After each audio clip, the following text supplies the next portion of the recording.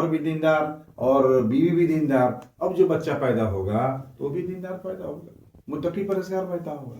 نبی کے صحبت میں صحابہ بنے، اور صحابہ جو ہے جب نبی کے صحبت سے گھر جاتے تھے تو عورتیں 3 سوال کرتی تھیں۔ پہلا سوال کہ اللہ کے نبی پر کوئی وحی آئی ہے؟ تو کہا کہ آئی ہے تو ہم کو سکھا دیجئے، اور بیٹھ کر کے قرآن سکھا رہے ہیں، قرآن یاد کرا رہے ہیں۔ دوسری بات پوچھ رہے نبی صلی اللہ علیہ وسلم نے کوئی حدیث کوئی بات ارشاد فرمائی تو بھی سکھا دیجئے، اب اس کو بیٹھ کے رٹا رہے ہیں۔ تیسری بات کہ کوئی دنیا میں کوئی تقاضا ہے جہاں پہ جانا ہے اسلام کے لیے، جہاد کے لیے، تو اس کے لیے میں بھی تیار ہوں، میرا بھی نام جا کر کے نبی کے رجسٹر میں لکھوا دیجئے گا کہ میری اہلیہ کہیں بھی تقاضے پہ جانے کے لیے تیار ہے۔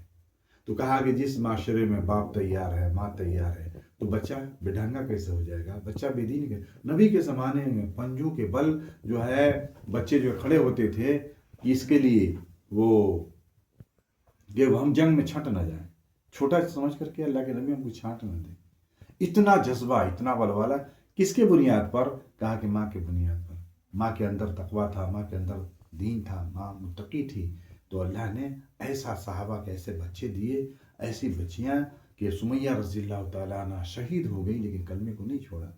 آسیہ جو ہے اپنے جان دے دی، فرعون کی بیوی، لیکن ایمان کو نہیں چھوڑا۔ فرعون کی باندی کہا کہ 2 بچیوں کے ساتھ شہید ہو گئی لیکن اسلام کو نہیں چھوڑا، ایمان کو نہیں چھوڑا۔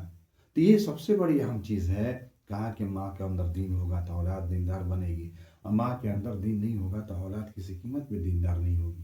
سب سے بڑا 2 جرم ہے لڑکی کے تعلق سے، ایک تو مخلوق